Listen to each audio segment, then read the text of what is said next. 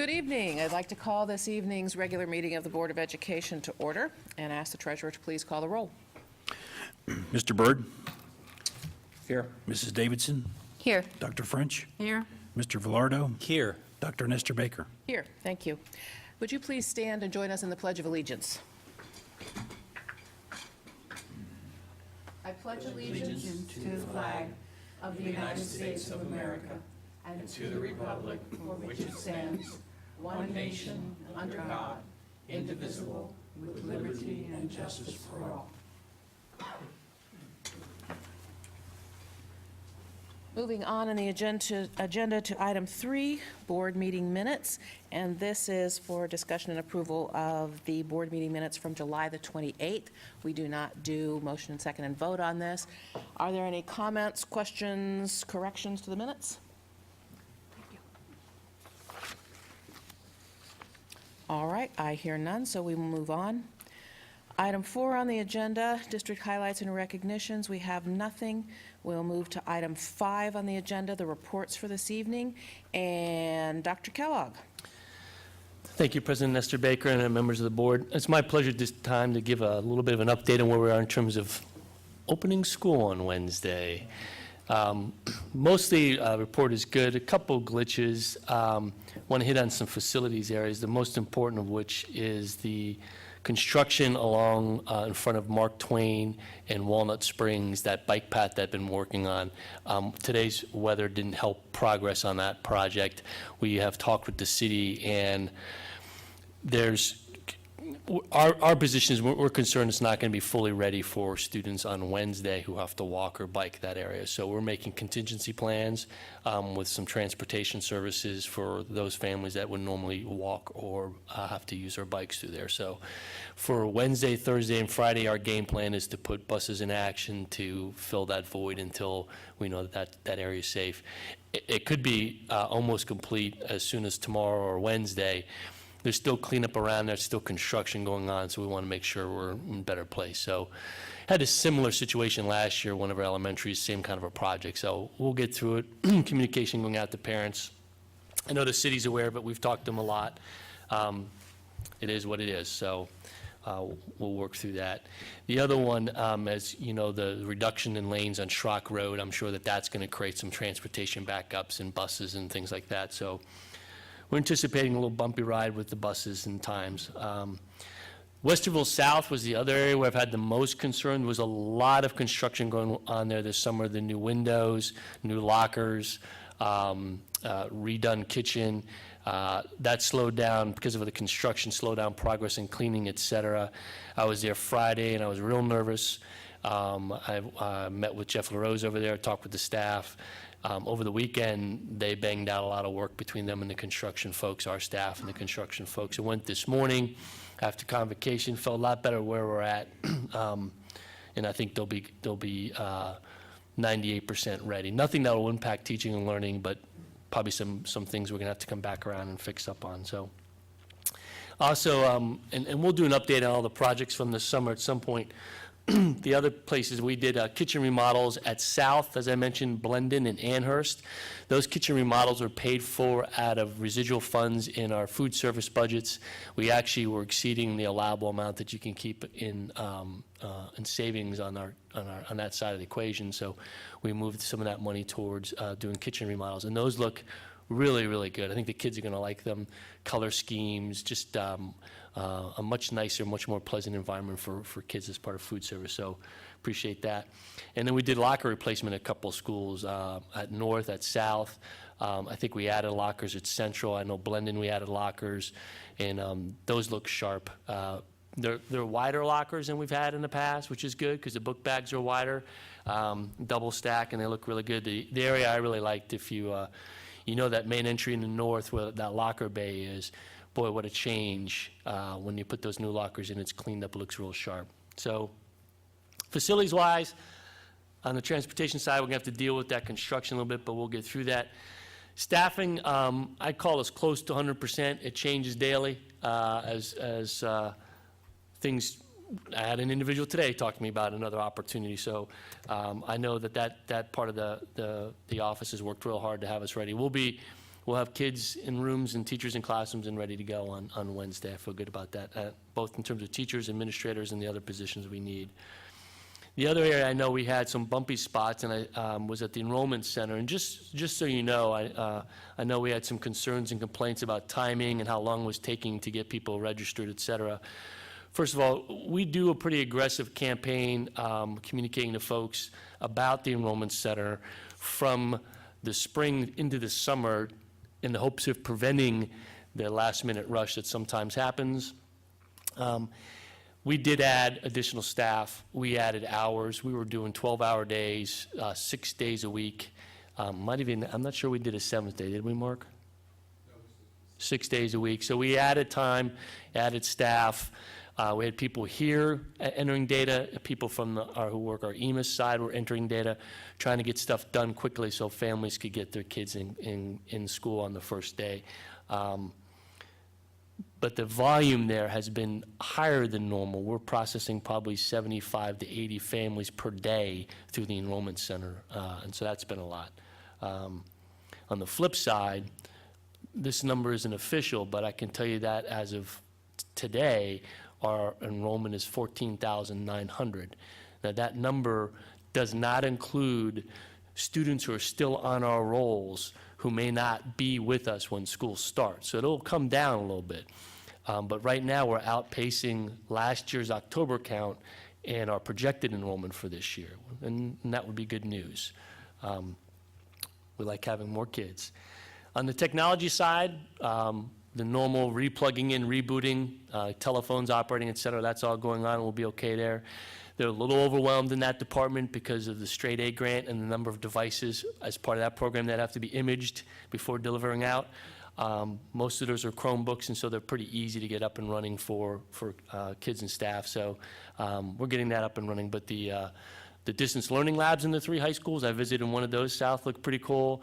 The Fab Lab, we're still trying to get some stuff done with the city, but that part of the project's going to be in place. And so technology guys are running around taking care of business. Food service, I understand food's here, ready to be cooked up and delivered in our new kitchens. We're ready to go. We've had back to school days.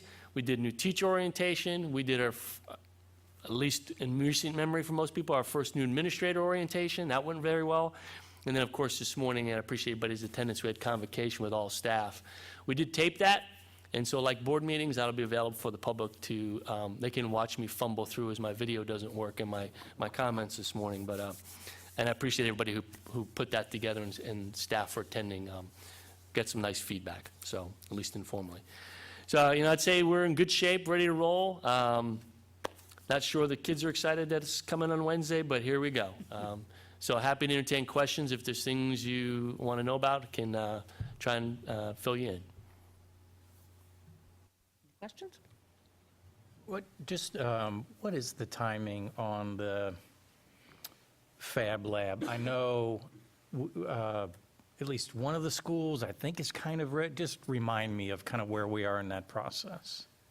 At Genoa Middle School, different jurisdiction, at all the schools, we've poured the asphalt, the paving we needed to park the trailer on. We've done the inside electrical work up to the point we can for inspections. And because of where Genoa is located, we're actually ready to go.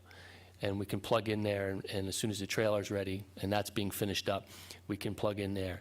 At our other schools, the other 3 elementaries, we're still working with the city of Westerville on the permits we need. And it's a new classroom model, and that's presenting some challenges for us both as we try and sort out what the expectations should be in terms of inspections and certifications. But I think we'll get through that in a timely fashion.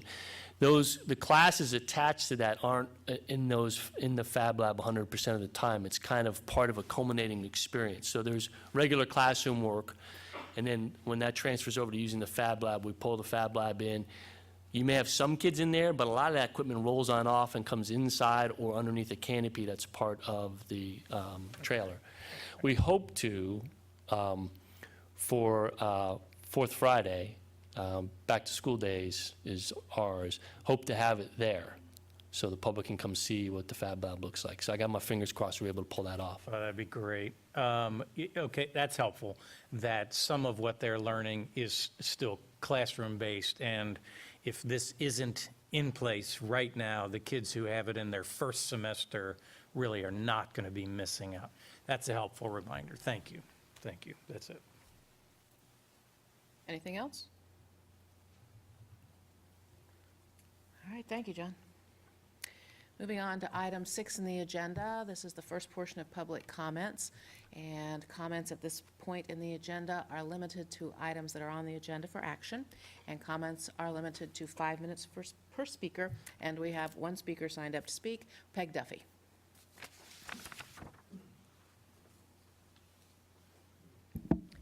My comments relate to, I believe the item is 12.06, the superintendent's contract. Thank you. This addresses the concerns that I expressed at the last meeting in the letter from the anonymous individual, as well as the second letter, apparently from the same individual, that I forwarded to you. It's been many years since we've seen the details of the superintendent's contract. The summaries, and I will appeal to our reporter who's sitting over here. It would be great if the details that are in this could get into the newspaper so that people would see them. This overcomes a lot of misunderstanding in the community as to what is and what is not. Since it's been so many years since we've seen a superintendent's contract, my only question would be, and you might have to do some research on this, what kinds of changes are there here? Are we going in a different direction? For example, a lot of us have been asking, not just for the superintendent, but for everybody, use it or lose it. Don't carry over too many days. So are there any changes like that? But again, thank you. You have addressed a concern. The community needs to know this. Thank you, Peg. Moving on to item 7, financials for this evening. We have nothing on the agenda tonight for financials. Item 8 is the personnel consent agenda. Could I have a motion on the personnel consent agenda this evening, please? So moved. Thank you. And a second? Second. Thank you. With a motion and a second, Dr. Kellogg, there comes Mark Hershiser to the podium. Thank you, Dr. Nestor Baker. As I indicated at the last board meeting, we would have some additional hires for this agenda. With school starting in a couple days, Gary Smetzer has done an outstanding job of coming in, filling in, and processing and getting things moving and hiring people. We have, on tonight's agenda, we do have some resignations, both classified and 3 licensed staff members. We have some one-time payments for individuals. We needed to have some interpreting done for some of our families prior to the school year starting.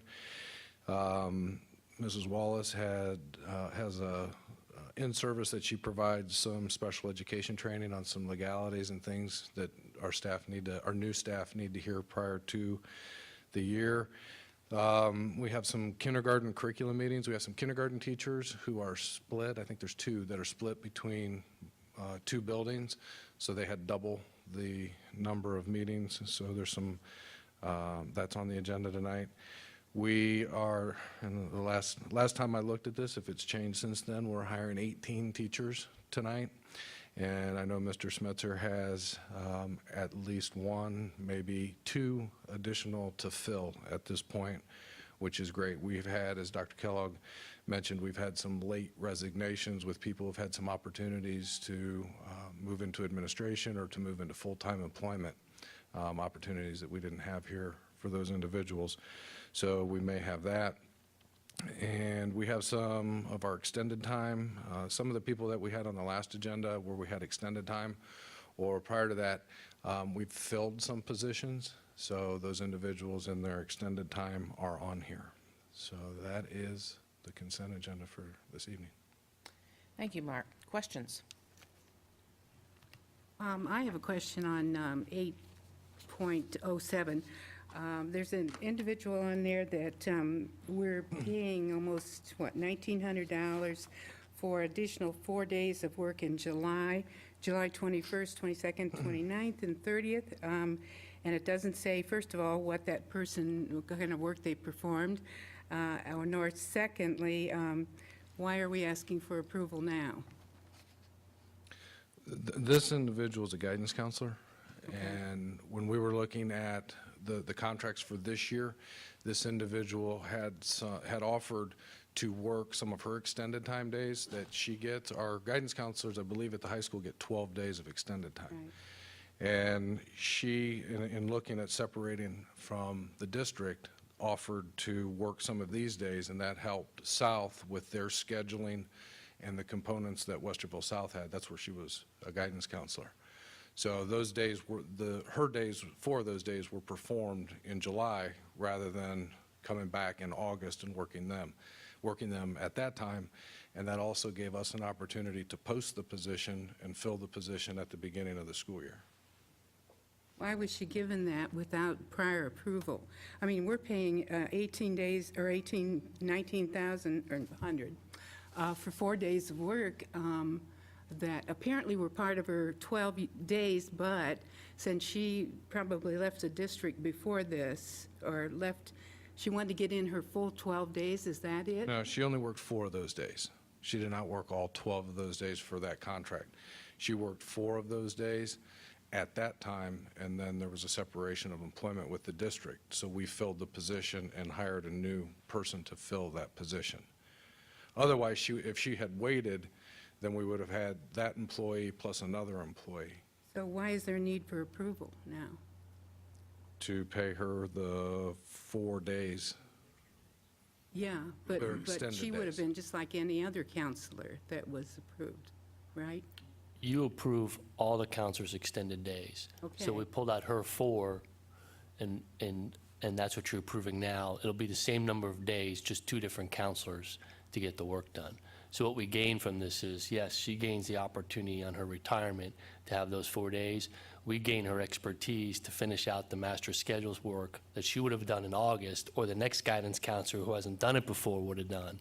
So what you got was a guidance counselor who knows the work during her 4 days that we were going to pay a guidance counselor for either way. So she does it up front in July. So it's the same money You to different approved people. all of the other counselors, just, You approve extended contract days for any employee has I extended understand. days. I just don't including understand her. this particular one, why it's pulled out or separate, or why they're able to select those days. The timing of, Prior approval. the timing of her retirement and the timing of when we normally would approve those 12 days. So that's what it is. It's an even-sum game in terms of how many days we're paying a guidance counselor out south So for the extended day, so it's no additional the cost. new counselor then would only get Correct, 8 days. they won't, yeah, and they won't get full 12 days like she would have. It's an allotment to the building for their guidance counselors. They won't get the days before school or after school. They'll get minus 4 days? I don't believe they'll get 12 days. You don't believe, that's my issue. Right. Yeah, I'm just concerned that this is done at this point, and it's brought up for us to approve, and she worked it in July, and she, you know, it's like. was July I 30th want to add was the this last on to day. my retirement kind of thing. Yeah, I understand that. She wants her 4 days in there. I don't know her, so, you know, Right. I understand. In the retirement system's effective date is July 1. So that was a component of it too, but it also enabled us to move forward with filling that position at the start of the year. As Dr. Kellogg said, with the master schedule and the experience that she brought, having been a part of that and some of the other activities in the building, it was helpful. And some of in the other high schools too, they get the 12 days and then they work with their building administrators to divide those days up. So the board approves the 12 days as an example for extended time, but then they work with the principals so that they have some coverage, like Dr. Kellogg indicated with the enrollment center. When we're getting a bunch of enrollments, we have to do new schedules for students and that type of thing. So Mr. Anderson believed that it was helpful and beneficial to South and the district to have someone there during that period of time as well. Yeah, well, I'm concerned about, you know, first of all, setting precedent for something like this, which when a person gets ready to retire, that they can select and say, I'd like to I'd like to at least help you out for 4 days or whatever. And I understand what you're saying, that she helped us out, I guess, for She did. the new person before they got hired, maybe. But I'm concerned about setting precedent. So I'd like to pull that one out as separate, Okay, Madam we'll President. vote on that one separately then. So as I understand it, basically, the individual was retiring. However, we did have her work these 4 days. She is one of the few people that's expert at the master schedule. And then we were able to bring in her replacement, who is not an expert at the master schedule, and Mr. Anderson believed that this was an appropriate use of the guidance counselor extended time. Yes, ma'am. Am I reading that correctly? Yes, that is correct. So, Mark, if I could do a follow-on question, similar to the question I asked last meeting. If you and Gary may be able to give us some confidence going into the school year where we stand, do we have any open teaching or administrative staff positions that represent a risk to either student teaching or any key administrative staff? No, we are ready to go. The 2 positions that I indicated that may be vacant, we're working and we'll have a plan to have a highly qualified individual in a long-term sub situation until we have an opportunity to post and go through that process, should that happen. That was kind of a heads up that we may have that. The remaining administrative positions have been filled and for this year. And so from a staffing standpoint, we are definitely ready on Wednesday. Excellent, thank you. With the uptick at the enrollment center, and John, I probably should have asked this during your report, but now's when it occurred to me. With the uptick in the enrollment, are we finding any last-minute scurryings around to make sure that we have sufficient class sections and that those class sections are covered and appropriately staffed and materialed? That's why we're tracking the enrollment every Friday. We get a Friday afternoon, and today we didn't have our Monday leadership team meeting because of convocation, so then we look at those numbers to make sure the executive directors for elementary and secondary, Barb and Scott, they continue the conversation with the principals to hear what's going on at those buildings. They have conversations with Gary and Mark as we see.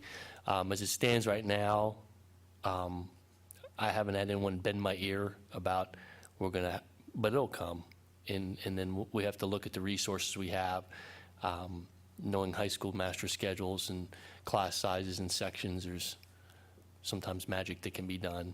And then it becomes a matter sometimes of what are we willing to endure in terms of class sizes at some grade levels, because some of that can be temporary. Hire a teacher, it's a long-term commitment. Have an overcrowded classroom for a year, and then it shifts as you move the class up. So it's always a tricky conversation. But we continue to monitor. Okay. Additional questions? Bart, would you call the roll on everything except item 8.07?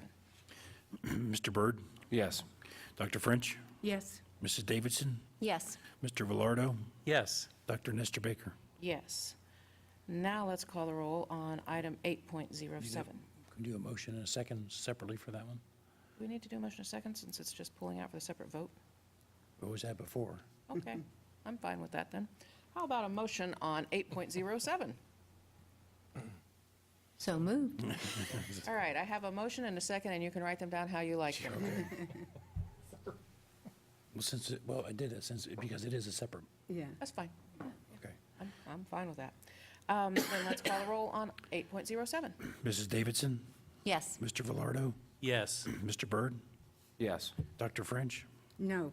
Dr. Nestor Baker? Yes. 8.07 has been approved. We'll now move on to item 9 on the agenda, which is policy, and we have nothing on this evening. Item 10, old business, we have nothing on this evening. Item 11, new business, we have nothing on this evening. Item 12, standing business, we do have a handful of items. The first one is 12.01, which is a resolution to approve admission and waiver of tuition for foreign exchange students. Is there a motion on this, please? So moved. Thank you. And a second? Second. Thank you very much. Comments or questions around this resolution with 1, 2, 3, 4 students? Just one quick comment. It pertains to this, foreign exchange students. We got, a couple of us got an email about a student coming in, trying to get into district late, foreign exchange student, and where do we go, and so on and so forth. Anyway, I responded to this email. I think this is what you do, and maybe talk to this person. I didn't know a lot, so I just, anyway, so I responded to this person. My point is that she responded back and said that, I think it was it the enrollment center was like so helpful, and identified this one particular lady, and she was just really helpful in getting back, and this is a last-minute thing. I don't know if it'll even happen. I don't know if this is one of the people.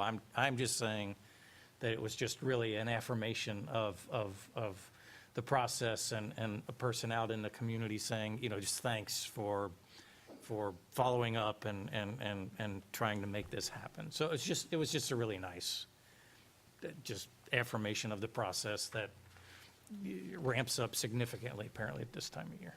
So that just that. Questions? Comments? Hearing none. Would you call the roll, please, Bart? Mr. Byrd? Yes.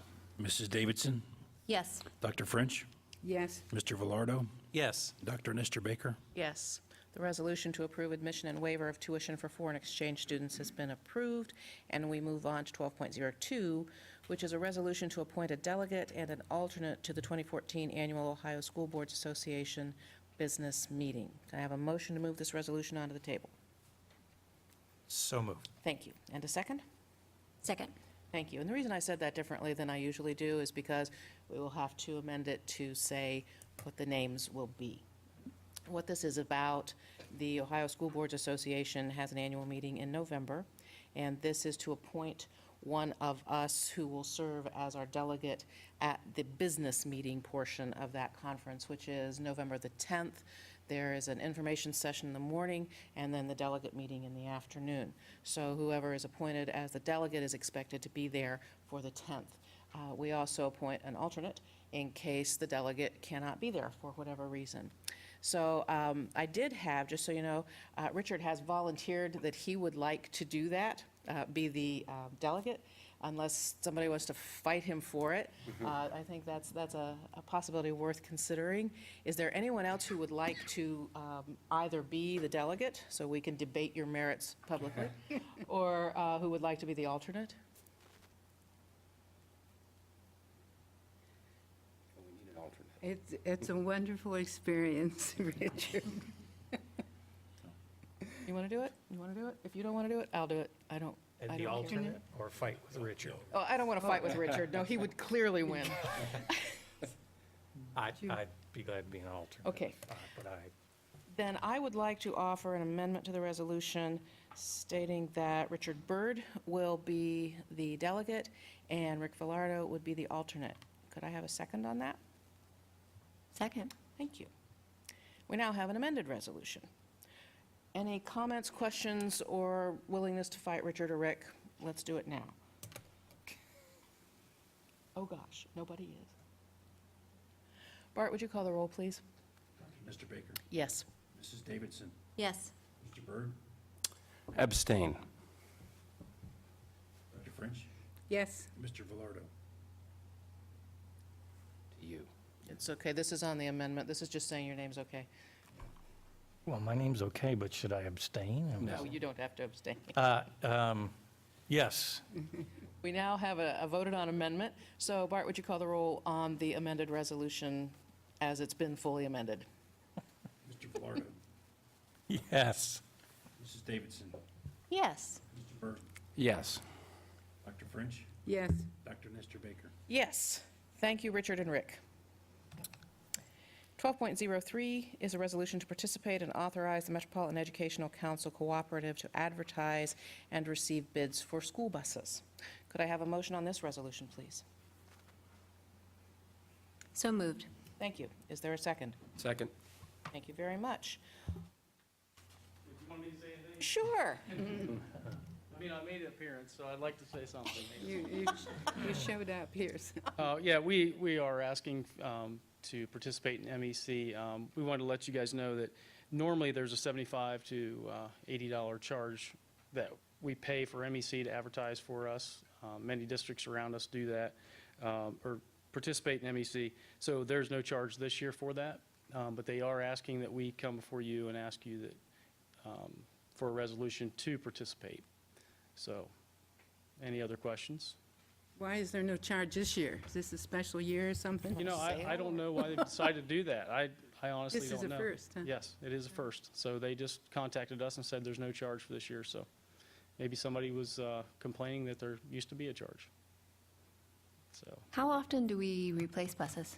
every 14 years. So it's a 14-year replacement cycle. And how many do we have right now? 117. We don't go by the mileage, we go by the years, huh? No, actually, we've gotten rid of some prior to their expiration date, and kept some older ones because the older ones actually were more mechanical sound. So, This year you're asking for 8, and approximately, do you have any idea what they would cost? I know you're going to bid it out, but yes, between the $80,000 and $90,000 range, just depends. We need some with handicap accessible, and that really ramps up the cost at that point in time. So we'll have part of them will be handicap, part of them will be just straight standard specific buses like we normally have. Just all chairs, or all Yeah. seats in them and no wheelchairs. those are less than 80,000. They are probably the 80, and then the 90 is closer to where the handicap, yeah. Oh, okay. It's, yeah, a lot more safety features on. So, Just a question, and maybe Bart, you would know the answer, but what's the basis of the 14-year lifespan? Is it depreciation-based? Is it just the standard operating procedure? I think Sean, I think the answer is it's probably because they become too costly to fix at that point. yes, at that point in time, most of our buses actually have plywood floors, and we're getting to the point where the floors are completely rotted out at 14 years. We'd actually almost like to go a little bit sooner. We've replaced part of a floor at one point in time, and it's $10,000 just to replace that, because you got to pull everything out. So at that point in time, you got a 14-year-old bus, you're putting $10,000 in the floor, and then you trade it in for $2,000. So at that point in time, that's that curve that we're trying to stay on the correct side of it. And John, I think you also sell some of those Yes. on Gov Deals. You might, Yes. Mr. Bird might not know what that is. Yes, we used to trade them in, and we would get $1,000 for them on trade. We're currently selling them on our government auction, govdeals.com, and we've at least doubled our cost. We've sold buses to United Kingdom, Mexico, Texas, Arizona. So we've got a worldwide market now looking for these buses, and it's pretty amazing. We've had some local, some local people buy them and use them for tailgating and all kinds of fun stuff. Didn't your son just get his driver's license? You can see my gears spinning over here. I got a business for him, so, no, thank you, I appreciate it. drive it. Yeah, We sell one of those buses to Warm, Yeah. we Yes. did. didn't we? Or a group brought it, give it to Yeah. Warm. Yeah, one of our vendors actually worked with them to do great. that. Yeah. Do we have, I'm sorry, go Go ahead.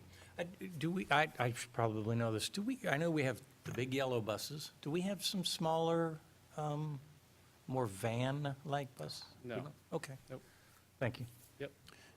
I think they were looking at those, weren't you, Sean? Yes, we were looking at them. We have not went that direction yet. We have looked at the van style. Possibility, okay. Yeah. Thank you. Yep.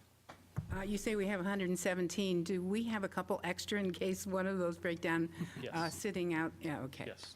All right, thanks. And they do have a floor, yes. Yeah, hopefully. We try to keep the floors in them. Yeah. All right, Thank thank you. you. Would you call the roll, please? Mr. Bird, yes. Mrs. Davidson, Yes. Dr. French, Yes, Mr. Velardo, Yes. Dr. Nestor Baker. Yes, the resolution to participate and authorize the Metropolitan Educational Council Cooperative to advertise and receive bids for school buses has been approved. And our next item on the agenda is also transportation related, and this is the Fiscal year 15 bus routes resolution. Could I have a motion on this, please? So moved. Thank you. And a second? Second. Thank you.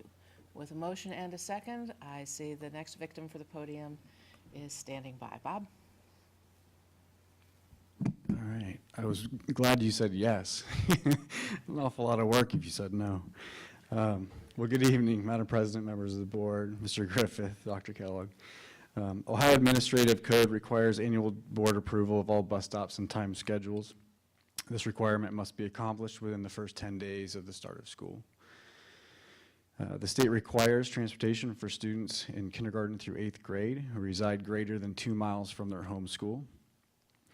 Westerville's service parameters continue to exceed those state minimum requirements. Westerville City Schools provides transportation for students in kindergarten through 10th grade. We also provide transportation for 11th and 12th grade students on space available basis. This year, I think it's important to note that for FY15, each of the stop locations this year was adjusted from a half-mile bus stop location to a quarter-mile from the student's home, so a shorter distance for the students to walk, as well as we remove them from what the city classifies the road type as an arterial road, which is Sunbury Road, Morse Road, Cleveland Avenue, et cetera. And we've drawn them back into a neighborhood type location. So I think that's a wonderful improvement from where we were. For the start of this fiscal year, we will begin the year with 90 routes to 32 locations. All routing, including bus stop information, was made available on the district's website on August 5th. As of 5:17 p.m., there was 9,178 students assigned for transportation for this year. And as Dr. Kellogg had mentioned earlier, we'll be providing temporary bus service for the students residing in the Walnut Springs and Mark Twain non-transport boundary areas through the end of this week while the city completes their construction project on Walnut Street. The temporary route information, stop information, is posted on the transportation website. I know that the two building administrators are also reaching out to their families via their Google something, Google Mail, Google Doc, and some other Google. So I know that they're reaching out that way, as well as Greg V. Brandt's team has helped us with a district email that's going out to those families as well. So they're going to be over-communicated to probably, but we would rather have that than the alternative. So it is my recommendation to the board to approve the designated bus routes and bus stops for the FY15 school year. Thank you, Bob. We'll see if we can turn you into a power user. Any questions regarding the bus routes resolution? May I ask Bob to do one thing? And I hate to put you on the spot on this one, but I'd like to hit on the 2-mile boundary in our policy or the rule on the 2-mile. And would you clarify the other variables that might affect whether or not it actually is 2 miles? It's not a pure 2-mile barrier to walking, is it? No, it's actually, it's measured by road path, and it's from the student's driveway to the door of the school. So it's not a radius or as a crow flies, if that's kind of the older term. So it is measured that way. And our boundaries as they're created now have been established over numerous years where we gathered community feedback. We visited each of the schools, asked for parents to come in, give us their feedback on the current boundary, where they feel that it's safe or unsafe, and if there should be any adjustments made to those. I believe we met, I think we had 84 meetings, if I remember the number right. It was in the 80s. I do know that. So definitely a lot of feedback that was used to get them to where they stand today, which we're pretty proud of. So at the end of the day, because of the way we measure the 2 miles, as well as safety concerns that came from the community, for example, whether or not we want kids crossing Schrock or crossing some of the major thoroughways, in some cases, we're underneath the 2-mile limit in terms of where the bus stops are because of safety concerns and as you mentioned, the way we mark that. And I think that's important because oftentimes here in the community, that 2-mile mark, and that is a starting point, but other variables may affect what that looks like. Yeah, the majority of our boundaries are actually much, much smaller than the 2-mile. A lot of that even has to do with our attendance boundaries, where our schools are located. you can't go very far before you start entering into another school's boundary. So you're limited in that exposure too. So, yes, Thanks, Bob. you're welcome. Good clarification, thank you. If I could, just real quick, Bob, just thanks. I know that, among those items that are always hot topics for our community is busing, and being able to get the reduction of the quarter mile, getting back to neighborhood plan is a really nice recovery from where we've been the last couple of years.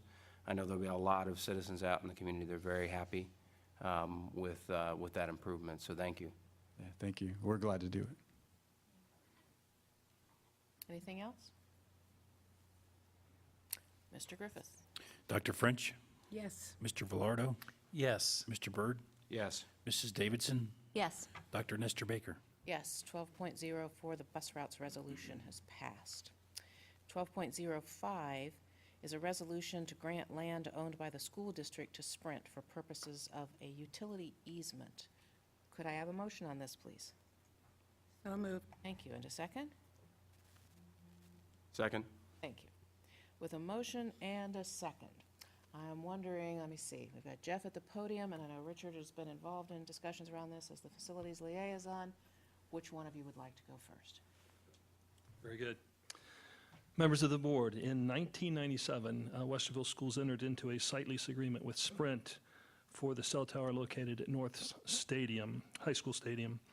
The initial term was 5 years with 4 successive five-year renewal periods. And we are currently in the 3rd renewal term where we are receiving approximately $18,000 per year. In 2017, the 4th and last renewal term, we will receive $21,000 per year through 2022 when the agreement will terminate. Sprint is requesting approval of a 6-foot wide utility easement from County Line Road to the cell tower for purposes of installing a fiber communication line. And this will be used to improve, to provide more capacity as well as faster service to their customers. The easement is as described in the easement agreement that is part of this resolution and will terminate simultaneously with the site lease agreement in 2022. Thus, we are recommending that the board grant the utility easement to Sprint as identified in the easement agreement. Thank you, Jeff. Richard? So fellow board members, I've had an opportunity to spend quite a bit of time going through the contracts and the land plans, and because that's what we get to do when we're liaisons. Spent quite a bit of time with Jeff going through not just this, but a number of the other projects that I'll mention in board comments. First, I would say that in going through the contract, a couple of things that I think are worth calling out. The first is that the easement request does cease with the termination of the agreement in 2022. Obviously, this makes it a temporary easement request. In addition, there's a cessation clause. If Sprint should stop using that particular tower, the easement also reverts.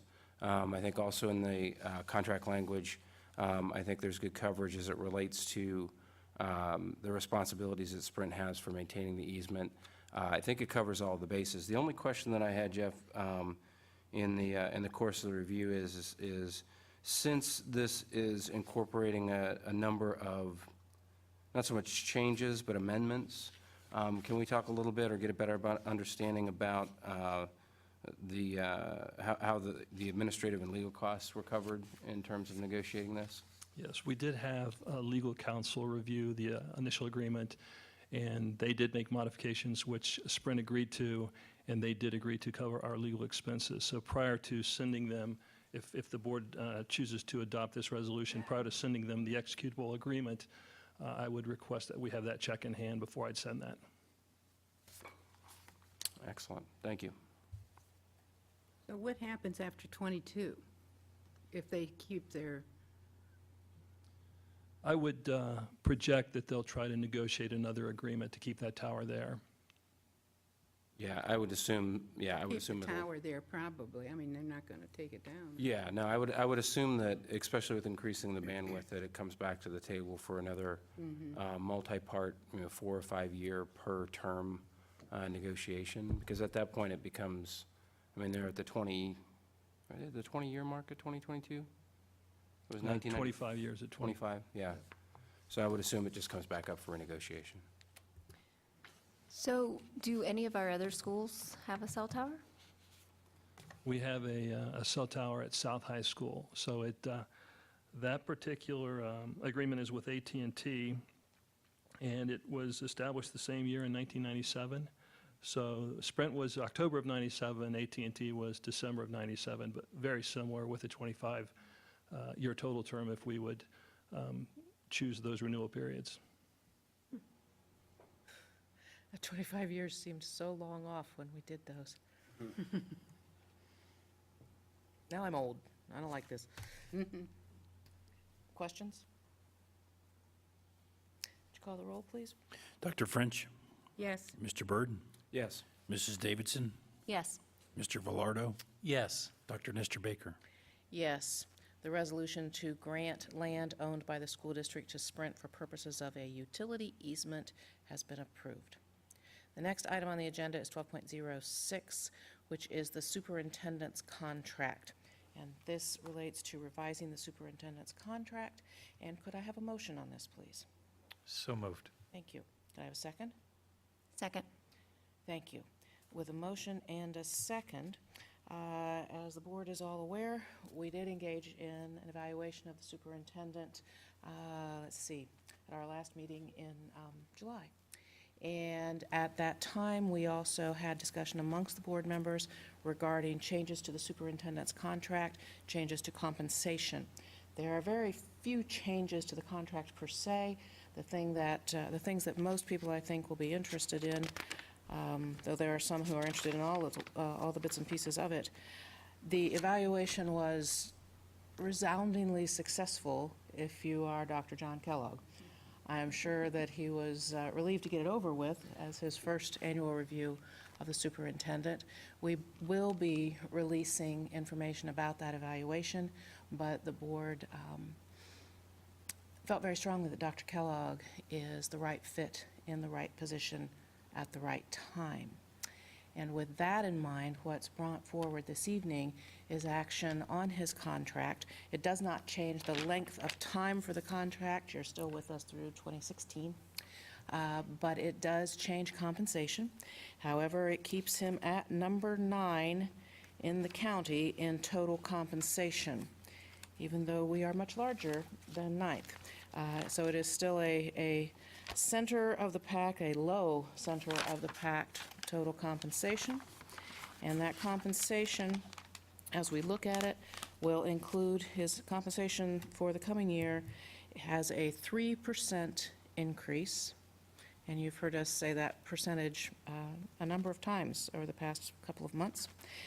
However, Dr. Kellogg's contract and compensation varies a little bit because we are also providing to him a 2% lump sum that will not be applied to the base. This is a one-time only payment, and this is in recognition of the significant strides that the district has made forward during this year. Now, when we look at that, it's a 3% increase on salary with a 2% lump sum, one-time only, not applied to base payment. At the same time, Dr. Kellogg will be seeing an increase being taken from his salary for STRS, an additional 1% that goes to STRS. So we look at the 3% plus the 2% minus the 1%. He receives a 4% raise for this year only. And that brings the total to, let me find the right page here. I don't want to say the wrong number. That's Bart's. We'll get to you in a minute. John can spell it out. What is it? That's right. Dr. Kellogg. Board shall pay superintendent at the base annual salary rate of $190,550 per year. paid in regular installments. In addition, the board shall pay the superintendent a one-time sum, as I told you, 2% of the 2013-14 annual base salary of $185, which is $3,700 for that lump sum payment. And that lump sum will also be distributed equally. And as I said, it's not part of the base. So that's what we were talking about, and that's what we are considering this evening for the superintendent's contract. John, I have to admit, I didn't tell you this before, and I probably shouldn't say it to you out in public, but I was concerned about a very, very green superintendent stepping into a district that was in turmoil. You laid all those concerns to rest. Before I came back on the board, I was no longer concerned. But I very much appreciate the relationship that you've developed and continue to develop with the board. That's important. The continuing opening of communications between the board and the executive leadership team, the continuing opening of communications between the superintendent and the board and the community, and extraordinarily important to me, the additional opening of communication between the superintendent and the staff as a whole. Those components are extremely important. When I couple that with the progress that we've made in reshaping the way that we are approaching the future of this district through the strategic plan, through the teaching and learning roadmap, those components are positioning us to be where we should be once again. And I talked about this morning, about restoring the reputation of the district, restoring the capacity and the soundness of the district, and that in many ways is due to what the superintendent does and also to what the treasurer does as well. But we'll get to you. I wanted to let you know that I very much appreciate what you have done, and you have forever changed my mind about green superintendents and what their capacity is for action. We've come a long way in a year. Thank you. Does anybody have questions or comments? I'd just like to pat the former board on the back Yes. for hiring him. I think you should. Yes, and of course, I Rick, was one of them. would you pat her on the back? Let me pat her on the back. There we go. We actually went through a difficult process and many, many hours of interviewing, and it was difficult to make this decision, but we knew that in the end, we had the right person. So it took hours and hours, but we appreciate having you. Now you've had your year, so you're no longer green. Thank you. Any other comments or questions that you have? Are you afraid when I'm starting to speak a little? No. Okay. Thank you for listening. You are such a good listener. You listen to the community, you listen to us, and we complain a lot, and the staff, and you do a great job, and you are the perfect leader for our district right now. So thank you for everything. You know, if I might, first of all, it takes a lot of people to do the things we do, and I'm thankful for that, and all the leadership that's there from the board right on through the whole organization. It's been fabulous, and I'm excited about where we're at. And the easiest way to describe my goal for next year is no sophomore slump. So looking forward to the second year, and I know with the team we have and the focus we have, there are variables we've talked about that can upset the waters a little bit. We know what some of them are, and some of them we don't know what they are yet, but we'll set ourselves up to negotiate through those. So looking forward to seeing what we can do for the kids of the community and the families of the community as we move forward this year. So my thanks to all the staff who took a wet behind the ears green superintendent and helped them not fall into pitfalls and have a disaster. So that's their commitment. That's the staff's commitment to this community and the school system that does that. So I appreciate that very much, and thank you for your support and the kind evaluation. It wasn't kind. It was realistic. We wouldn't have said the kind of things that we said to you in the evaluation if we didn't believe them. You have done remarkable work, and there's no kindness involved in saying that. But yeah, we're nice people. Anything else? Mr. Griffith? Mr. Velardo, Yes. Mrs. Davidson, Yes. Mr. Byrd, Yes. Dr. French, Yes. and Dr. Nestor Baker. Yes. The superintendent's contract has been approved. We'll move on to 12.07, which is the treasurer's contract, and this is to approve the changes to Mr. Griffith's contract. Could I have a motion on this, please? So moved. Thank you. And a second? Second? Thank you very much. I need to make a correction, just in case you might be writing something down for this week. The superintendent is 7th in the county. The treasurer is 9th in the county. So they're both middle of the pack as regards total compensation.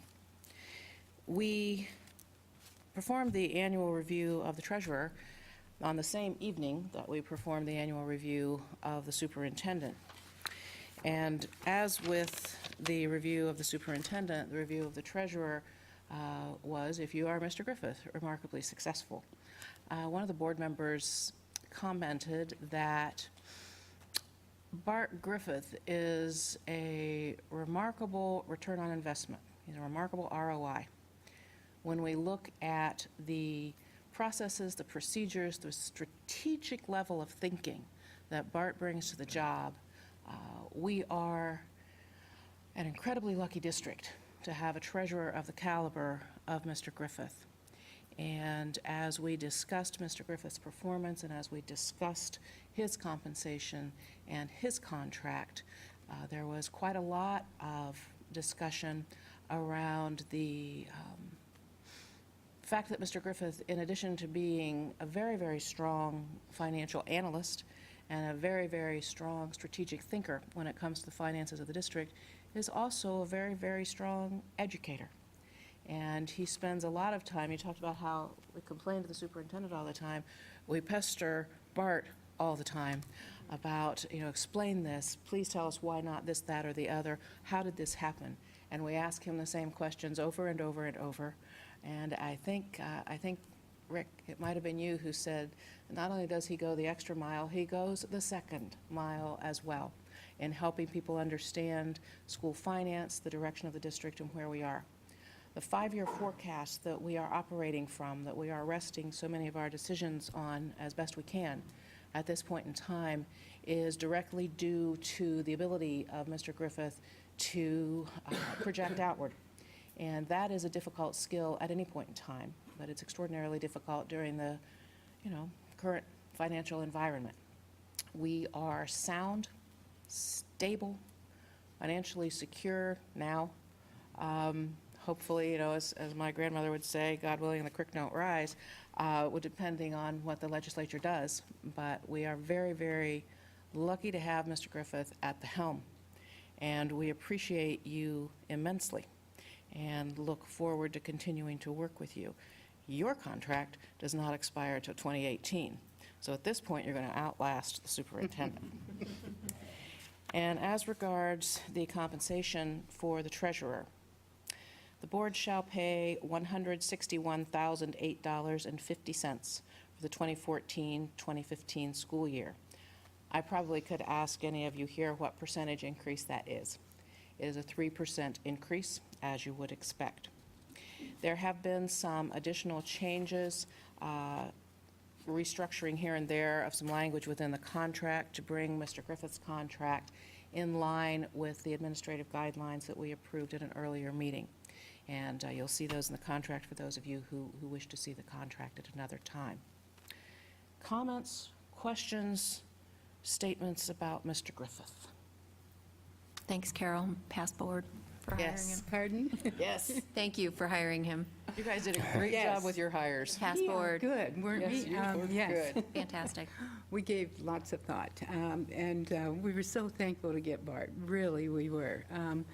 This is a person that does, as you said, explain everything to us. If we have a dumb question, he'll sit down and not even smile at you and try to explain it like you really are asking an intelligent question. So, so I appreciate having him, and we are fortunate. Thank you, Bart. I actually wanted to save my comments to cover both. I think one of the many strengths of this board are the diversity of our respective backgrounds. I think that's not lost on most folks that I come from the corporate end. And I have to say that when I'm evaluating people in the business that I'm involved in, the salary that's paid is the salary that is paid when you walk through the door. The real barometer of performance is the value that you generate based upon that salary that's invested in you. I think in Bart's case, it's very clear. You could literally list numbers out on a spreadsheet that tie back directly to expense savings, expense control, financial management that now number into the millions of dollars. That's an impressive figure and a mark of the performance. And in Dr. Kellogg's case, I would also say that, you know, the value generated is different. That value is generated in terms of improved curriculum and improved operations. And we're seeing an exponential return in that regard. I'm very, very pleased coming through this evaluation process with the quality of leadership in Westerville City School District, you know, embodied in both Bart and John. I think we've got a great foundation. I'd just echo some of that. There's a little formula that I use when I'm either hiring or bringing somebody into my organization for leadership. And it's 3 C's.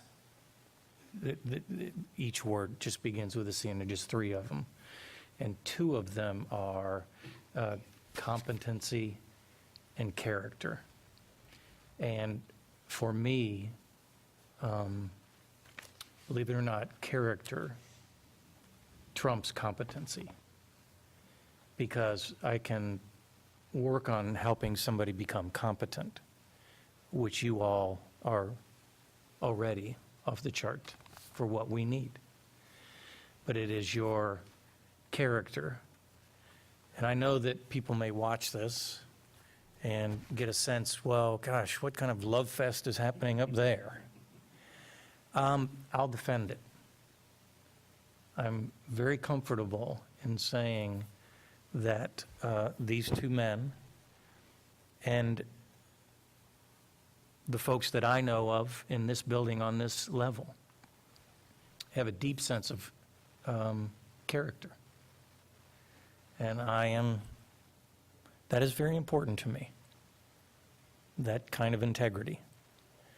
So that is why I affirm both of you with not just salary, but with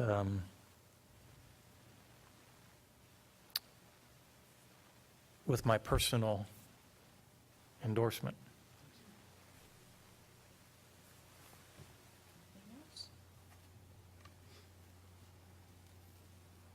Would you like to call the roll on your own contract? Dr. French, Yes. Mr. Byrd, Yes. Mrs. Davidson, Yes. Mr. Velardo, Yes. Dr. Nestor Baker. Yes, the treasurer's contract has been approved. Next on the agenda is the second portion of public comment. Second portion of public comment is for comments for the good of the order. Speakers are limited to 5 minutes, but we have no one signed up this evening. Do we have any additional board comments tonight? Yes, if I could. Couple of items that I'd like to bring up. Very busy time of the season for the liaison responsibilities for facilities and operations. First, my thanks to Jeff LaRose. We spent a couple of Fridays together, including this Friday past, and visiting all the sites, looking at all the construction work. It is fascinating to watch a construction cycle that's bound by a time frame of about 9 weeks. With as much work as needs to get done. It takes a tremendous amount of scheduling gymnastics and has a lot of dependency on our contractors and those that are fulfilling those obligations. I would almost assume that it is probably standard practice that we go right down to the wire, and it's probably in the same vein in every school district in the state, if not across the country. But it is fun to watch it unfold. I would say that Dr. Kellogg, though, is more than gracious on the subject of Mark Twain. I am extremely dissatisfied with the situation at Mark Twain. We have asked continuously as appointed and elected members of the school board for statuses on that particular project. We were concerned about it. I give respect and credit to Westerville city government for extending police traffic control and other considerations that they've made. But here we are with an unfinished project that has safety concerns associated to both our children and our citizens. And we should not be in this situation. Westerville City and Westerville City Schools have a mutual interest in our young people in this community. We need to expect a much better team environment when we are working on these projects that clearly cross lines. And I think the Fab Lab would be a nice segue into that same subject. We are now looking at an extremely interesting program being burdened by the standard bureaucratic protocols necessary for building projects. We know what we have, the city knows what we have, and we should be working together to make sure that those particular facilities are ready for the students as a team. So I certainly know that the citizens in our community do not understand, why we end up with these gaps. I know that we each get notes and letters asking us, what are we doing about this? And it doesn't particularly fall within our areas of responsibility as appointed and electeds. But I really am calling upon the city to do a much better job of partnering and teaming with us on these collaborative projects. And then just a final note that I'd just like to pay some respect and call out kudos to Dr. French. I thought your questions about 807 were very good, very relevant. I was a little confused. I hesitated on my yes vote. I think it's important that we do understand whether or not we are seeing a situation where there is an advantage being taken of a procedure as opposed to people, following the rules. I'm still not sure I understand that particular situation, but I'm glad that you called it out. Thank you. I will follow up, Mr. Byrd. I appreciate your comments. Yes, and I'm not going to go further with that. We can talk about that later. But I am going to put on my hat as the liaison for the Finance Committee here for the board. And we have just given out a lot of pay raises, and we have given out some increases, which is great. I'm glad that we can do that. But I would like to propose to the board that we also do some savings for ourselves. And I've talked about this before. Our previous board started a board reserve. And it is in our 5-year plan, and budget reserve, I think we call it BART. Used to be in the old days called a rainy day fund, I think, or something. But anyway, it's in our, it's called a budget reserve in our 5-year plan. I would like to propose to the board that we do some savings for ourselves. We currently have 13 million in there, which I think will hold us, what, a month or so? Yeah, 30 days. 30 days. So I would like to propose to the board that we, at the next meeting, put additional 30 days savings in there since we can't afford it currently. And we do have the funds, so why not put some savings? We get 60 days. It is recommended, I believe, by some districts, and I'm not sure, OSBA recommends maybe a 60-day savings, which would be, more. But at least if we can get to the 60 days, 90 days, I think they're recommending. But if we can get to a 60-day savings, which means doubling that board budget reserve, I think that's where we should go. That's just a proposal to the board from me as I'm looking at what we have currently, and we're fortunate that we can even have a budget reserve because many districts do not. Since we can, we've also given out salary increases, and we've been fortunate to do that. And I know we do have negotiations yet to go with teachers, but still, while we have it, that would be my proposal in terms of my liaison position. And I would like to see it done soon, next board meeting, so.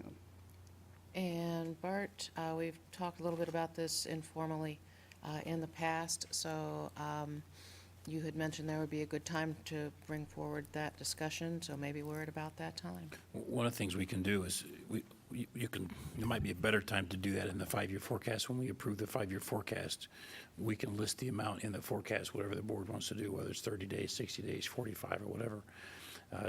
Sometimes a board can have an official budget reserve or cash balance resolution, or you don't have to have official cash balance. It's really up to the board. So at some point, like I said, it doesn't have to be next board meeting, Okay. but we certainly could, if the board wants to incorporate that into the 5-year forecast, we certainly could do that. Would that be something we should make a decision on before the 5, because that's in October, isn't Yeah, it? I mean, the board can certainly discuss it between now and October. We'll bring this to the second board meeting in October. Again, we can put it in the 5-year forecast, whatever amount you want, and once you approve the 5-year forecast, it's part of that 5-year forecast. I do want us to talk about it before before it just shows up in the forecast. Yeah. So we'll work on some discussion time around that in the agenda before the 5-year forecast. Thank you. Other board comments? Jeff, I wanted you to hear what my girls said. They're getting ready to be freshmen at South, and they have been watching all this construction going on. And here are some little tidbits. The decal on the window looks really awesome, Mom. So I thought that was funny. And they also said the kitchen, because Kate was walking her schedule today, the kitchen has color. It's warm now. It's warm and inviting, which I thought was interesting. And they thought the music room was inspiring. So thank you very much. That's awesome. I have another little public service announcement. Secondary mathematics informational meeting. There have been a lot of changes happening to the math curriculum at the secondary level, well, at all levels, but we're going to have a meeting for the secondary level at Westerville North, Monday, August 18th and 19th from 7 to 8. You just need to go one time, so you can either pick Monday or Tuesday. And it's really just to help parents better understand. It's not for students, correct? Correct. It's designed for parents to have an understanding of the direction we're going and what the factors are doing it. One of the biggest pieces that it's important to recognize, and I think it's lost in the conversation, you have to remember, it was with last year's freshman class that the state requirement for graduation in math went to a 4-year math requirement inclusive of Algebra 2. And that's the big finish line change that's driven much of the discussion about our math curriculum an instructional program, because the prior to that, 3 years of math and didn't have to include Algebra 2. Now it's 4 years of math inclusive of Algebra 2, and those of us who have painful scars from Algebra 2 know what that means. And that's the big driver, I think, the starting point in our conversation with the community is what's pushing this. And then they'll get into some more details about some of the changes in approaches, so as parents have a strong understanding of where we're trying to get to, knowing that we're not there yet, and there's some bruises and bumps, and also talking more about how we're going to engage our teachers in understanding better and helping guide us in those decisions as we move forward. Okay, sounds great. So everyone should go. Oh, and I want to welcome back all the students and staff. I know we're going to have a great year. There's no one here. And be safe. I just echo really this last piece. That's just a great year coming up, and at the convocation, it's the first one I'd been to, so I have no frame of reference, but I thought it was really neat, and I get a lot of positive feedback from folks that were there. Just to whoever may hear any of this, we're just really excited for this year, and anything we can do to help, from bus drivers to administrators. We just really want to support you to focus on the classroom. That's just our deal. So excited for you all, what's coming. I'm the only person in my house excited that school's starting. Should probably say that. I also want to say I'm really excited about the school year. I love back to school, always, but this year seems especially good. There are so many exciting things being put into play, and it was great to talk to a number of the staff members today, to talk to teachers before and after convocation, and hear about what they're doing, and where they're going, and what they're thinking, and how they're feeling as we start this school year off. It's just, is a very good time to be part of Westerville City Schools. Moving on, we have a regular session of the board on Monday, August 25th and September the 8th. Both of those meetings are at 6 o'clock. Both of those are regular meetings here at the Early Learning Center at 936 East Wind Drive. Could I have a motion for adjournment, please? So moved. Thank you. And a second? Second. All righty. Bart? Mr. Byrd? Yes. Dr. French? Yes. Mrs. Davidson? Yes. Mr. Velardo? Yes. Dr. Nestor Baker? Yes, we are adjourned.